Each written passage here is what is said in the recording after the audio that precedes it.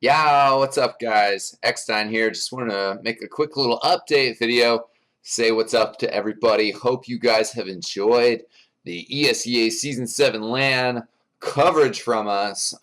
Finished that up with Cold Front. And check all of those episodes out if you have not seen them. There are 4 total from that LAN, and they are all pretty fun stuff. So we are really glad that we got to cover all of that, and make sure that you guys check it out, tell all your friends and stuff. Especially with that last episode, we're really proud of the effort we put out there, and we just want to make sure that people get to see it and expand the visibility of the game. So as part of that, I just want to try to do more webcam stuff and just put out some update videos to keep people up to date, as it were.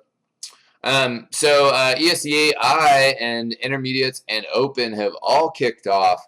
There's a ton of stuff going on with that, and I have not really been able to keep up to date with all of that. As I told you guys in my commentary video, yeah, I was playing a match Tuesday night, which is really exciting for me because I don't really get to play in all that many matches. I ride the bench. I've been riding the bench for a while. I don't have the time to start, which is just how it is. So I ride the bench, but when I've been playing for the Space Whales, they've kind of always had their 6 ready to go, so I haven't really gotten called up. So I got to play Roaming Soldier. We were under the tag Placeholder 1, Fell Razor, Blind Talent, RR, UKM, Namlay, and I think I mentioned everybody. We're playing, and it was good times. It was a great match against Awareness Zero, but not quite able to finish it off. There was a fantastic little section where RR had an amazing kill. We're definitely gonna get somebody to turn that into a moment of glory because it was glorious. Like he saved the moment. It was clutch. It was clutch. And then it was also pretty awesome when, after 2 halves and after having a 3-3 tied game, that we started up the overtime, and we lost middle after saying that we were going to play it cautiously, and then we're getting in yard and we're battling in yard and holding steady, and all of a sudden server's going to restart. Cool. So that kind of sucked. Server just restarted, and then we had to get it all set up again. That sort of stuff happens. We ended up losing, but we also, restarted the round from the beginning. I mean, that is only fair. They asked us to give them the middle points, but, in a technical difficulty like that, that's what the rules are. So, yeah, bummer about that. And, excuse me, I was like, am I getting a phone call? So let's get into just a little bit of the ESEAI results that did happen that were big and interesting. We had Flame Idiot playing eMazing Gaming. Yes, there is actually a team named Flame Idiot in Invite level TF2 in North America. And that was a 5-3 match, which actually was exactly what RK, the journalist editor for ESEA News, what he predicted for the match. I hear it was a pretty interesting match with Mackie using the battalion's backup and kind of cheesing that weapon a little bit, using it to just kind of soak up some damage, and yeah, definitely. Well, let's go over all the matches and we'll get back to it. Second match was Complexity versus AI, Appleplexy Industries. Complexity winning 5-2. Complexity's lineup has switched around just a little bit. Definitely, we just watched the LAN finals. Didn't really want to get into the discussions of the roster because, obviously it wasn't the most successful LAN for them, and they responded with, having some issues with Justin, and they've switched their roster up quite a bit. They now have Platinum on their team, which is a huge pickup. Platinum is an amazing soldier. They have Exploit, Enigma, same name, but right now he's playing as Exploit instead of Online. Yeah, but it's still Enigma. And Carnage is still paired up. Relic is still the other soldier, and they actually, middle of preseason, they were playing with Sweater. And then they decided to make a change with Sweater switching with Smacka from Blight Gaming. So Smacka now playing for Complexity, and Sweater playing for Blight Gaming. So Carnage, Complexity cleaned up Appleplexy Industries 5-2. Not too big of a challenge for them. Sorry, pulling up the rest of my results. I want to make sure I'm accurate here. And the third match that was also played that day was Team Dynamic versus Apocalypse Gaming. Team Dynamic is the former EG team, while Apocalypse Gaming, has Boomer, formerly of the Space Whales, Ender, Pearl, Rico, Tic Tac, and Z-Brian. Definitely a pretty strong team there. And they came out guns firing, full of self-belief and confidence. And they took the match to 4-4. I think it did not go into overtime. But they lost kind of due to a back cap situation. Boomer was disappointed in how that finished up, but that's a little understandable. He really felt like they could have won the game. As a side note on that, shout out to the ESEA server admins for forgetting to turn on that key CVAR variable that ensures that the server stays up until the 2 minutes after the game has been played, so that the Source TV relay actually shows the last 2 minutes of the match. Yeah, that's pretty crucial. Hey, mistakes happen. It happened in a CVOP match. It happens all the time in Europe. It's CVAR, but yeah, get it together. One final match happened, and the first week that I just want to cover right now, and it was Blight Gaming versus Tony Hawk Pro Skaters. And the Tony Hawk Pro Skater guys are a great team. They've been together for a while, and they just have good chemistry, good teamwork. They picked up Hard Blue as their medic. They have Valen as well join the team, and then Uv and TLR are their other players. Uv is a scout. TLR on Soldier, of course. TLR has always had mad skills. Hard Blue playing medic is certainly a new role for him, but if you played a lot of Soldier, you know what the medic should do.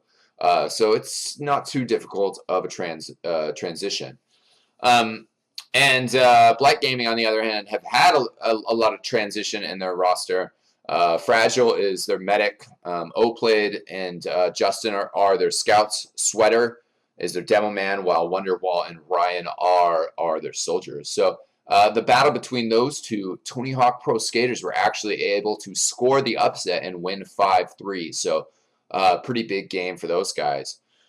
So getting into our plans for coverage, we would like to cover everything. We would love to be able to do that, and that's what we're trying to ramp towards that goal. But realistically, we're going to cover just a few matches each week. Also, realistically, we have aspirations. Oh no! How cat ass in your face. Excuse me, Winston would apologize, but she can't hear me tell her to apologize. Deaf ass cat. So as I was saying, we're gonna try to get to what we can, but also real life restrictions means that we can't always get to these matches right away, and then the results kind of start to pile up. I've picked out a couple of the matches from this week that I would like to cover, and some of the upcoming matches may be really exciting as well. So who knows? We might change our minds and cover another map. So I don't really want to dedicate ourselves to what map we're going to cover. Certainly, XTV, our goals would be helped by fans who are willing to tell us where awesome stuff happened. To say like, hey, we were watching this open match, and oh my god, this last round was amazing. And here's the tick that it starts at. If we have that sort of information, it's really easy for us to just jump to it and pull the footage out and do something with it. So We would like to develop that more. If you're interested in helping with that, whether it's just giving us information about awesome stuff that happens, or trying to help us fulfill the creation of more league highlights and stuff. Holler at us on our forums, eXtelevision.com. A lot of our fans have told me, like, I didn't even realize you guys have a website, and we totally do. My good friend Bumposaurus X is the one who worked on it, and it's a nice piece of website. Obviously, right now, a lot of it's just kind of the same media that we have on YouTube. Although on our website, it's a bit easier to find our full-length matches that we've covered, and watch those seamlessly, as you can watch the older versions that are like 6-part playlists. You can just watch them straight through. It'll skip through the playlist for you. Of course, you're missing out on the advertisements though. For us to get to these videos, it's also going to take a second because we got some huge stuff coming up this weekend. I am so excited. PDX LAN. Look that up. pdxlan.net. It's one of those things. It's the wonder of the internet. Like, the internet is so good at bringing people together, but on the other hand, it's so good at bringing people together across distances that you actually miss the people that are around you. You don't even notice that there's people around you because you're too busy on the internet. I didn't know that PDX LAN existed. I've been a huge gamer since before this little kitty was born. And get out of here, go. I've been a huge gamer since before that cat was born, back when I was in high school, and we used to have LAN parties and stuff. And if I knew that a 500-person LAN was happening 2 hours away from me, I probably would have tried to go. LANs are expensive without a doubt. If you're a high school kid, PDX LAN, it costs you $70 for a ticket. You need to have a hotel room to stay in, or a place to crash. Obviously, it has to be okay with your parents as well. But if you're a responsible adult such as myself, especially if you live as close to this LAN center as I do, it's not as big of a financial commitment or whatever. And I was just flabbergasted because I was starting to get back into gaming a little bit more, and interested in competitive gaming. I've always been a gamer, but interested in that aspect of gaming. And I was like, seriously, like, this PDX LAN, I found out about it in like iteration 15. Like, they've had 15 of these events with 500 people all showing up to a convention center, bringing their computers and gaming it up hardcore for a whole entire weekend. And I didn't even know this was happening. It blew my mind. And I had such a good time at the first one, 15. I was like, I gotta keep coming back to these. They actually have half number iteration, so it's 15, and then they had 15 and a half, which we skipped. I came back at 16. 16 was good times. 16.5 was 350 people I went to, and was fantastic times. A little bit small, a little bit shorter, but it was still a blast. And I am so stoked for this event this weekend. I'm going to be playing StarCraft 2 with some real good friends. Excited to see Wicked again. Husky was there before. I don't think he's going to be here. He's not going to be here this time. Hopefully we can get it back up here for it soon. But Andy Zoom, my casting partner from THPS.TV, is going to be there. I just found out a bunch of people from Bonk TF2 are going to be there. We're going to have an MGE server set up. It's very exciting. As far as TF2 and LANs go, the NA scene, we believe in LAN. We believe in the importance of LAN. But also you have teams like Damage Inc., who are looking like they're going to steamroll intermediate, no problem. But those guys don't want to go to LAN. They don't want to pay out the finances of going to a LAN final for the league, because they got to buy the plane tickets, they got to buy all this stuff, and it's not worth it. Even for ballers who got some money to spend, if you're not going to be able to recoup your plane tickets, it's very difficult to make that argument about why you should do it. I mean, I agree that, and I view that, people need to step up. But if you don't have a sponsor, et cetera, et cetera, et cetera, it's understandable why you would not want to play in a league that would force you to go to LAN afterwards. Anyways, LANs are really important, and the United States is more spread out than Europe. In Europe, LANs are more successful, bring more of a community together, and the community is more together as a whole because of all the local LANs. And we need to make that happen in North America. Straight up, I don't care. Even if Team Fortress right now is not a big LAN game, we need to show up to LANs. We need to show up to LANs, play some StarCraft with some friends, but play some Team Fortress and be like, this game is awesome. This game is fun times. We're setting up, we have set up, thanks to Leatherface from the 503 clan. He's a bit of a computer modder. He's got, I should have looked up the name for it. He just got a shout out from some people for it. It's his whole case. We'll go over. We'll film it for the channel. His whole case is like a remote bomb dispersal unit. It's got like a little crane that you hang your headset on. He's a cool dude. So he set up an MGE mod server for this LAN. I'm really excited about it because that obviously is a game style that appeals to lower number counts. We'll see if we can get some ulti duo going on because that would be a ton of fun.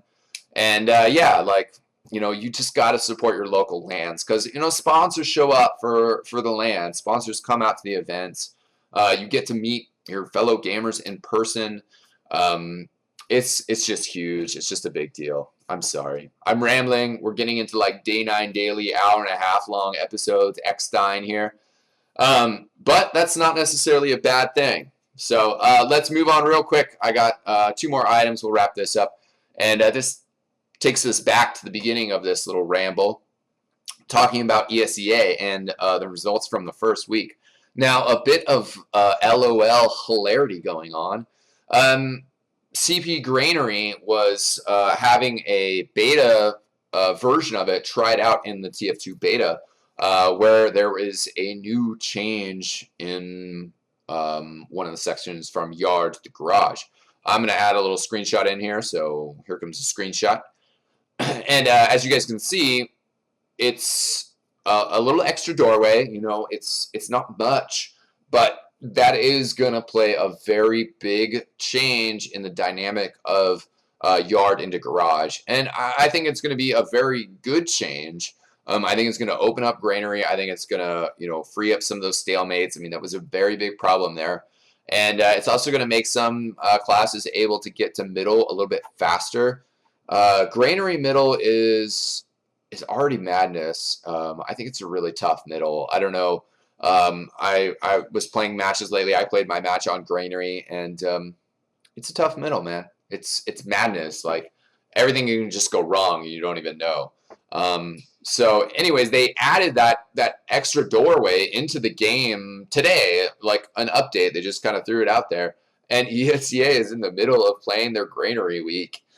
So, I mean, there's not a whole hell of a lot they can do. I mean, I think there is a version of old Granary out there. I'm not really sure what ESEA is doing, if they're scrambling to get the old version of ESEA going and to force teams to play on that version, which would make sense because, you know, it is a league, fairness, you know, it's be unfair for, you know, one team to have one match against complexity on this map and the other team play complexity on the new version of the map. That's not a fair schedule. So hopefully they figure something out. If they don't, if they just go forward with it, I mean, yeah, you know, you got to do what you got to do. You know, play the game, move on. You know, it would be unfair, but you know, it's less hassle to just like roll over. And you know, ESEA has done that in the past. They've claimed to be totally strident about the rules is the rules, but they've bent the rules themselves. So we'll see if they bend the rules in this case. So finally, for this little video, last little thing I want to say, I just want to encourage everybody to submit their clips to us. The best way to do that is through our website, clip submission form. Look for that on the left-hand side of the banner. If you have an ad blocker and it's killed our left-hand side of the website, we're looking to we're looking to fix that. We're gonna change it so it's a horizontal menu, so it's not killed by ad blockers.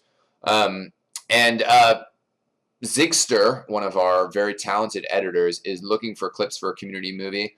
So, just send him anything that's interesting. He definitely wants to have a 6v6 focus with this. But, if you have some awesome Highlander clips, send those our way. Additionally, we are, always looking for, we always want people to send in their top 10 league clips. If it's from league play, send it in. Like, we are always looking for them. The November edition has definitely fallen behind. The December edition is still a little bit out. If you have Dionysus on your friends list, holler at him about that. Man is working on a lot of projects for us, but we're trying to finish some projects off. January's edition, we're still going to be accepting clips of that, and we would love for you guys to submit your clips. So please submit your clips. Help us improve the quality of all of our content. If something awesome happens, send it in. So that's it. I hope you guys have enjoyed this. It definitely got a little rambly, a little long, but I'm going to leave it in there. And definitely check out the ESCA website to get more news on their league, what has been happening, and communityfortress.com as well. So thanks for tuning in, guys. I hope you guys are enjoying all our content. Peace out.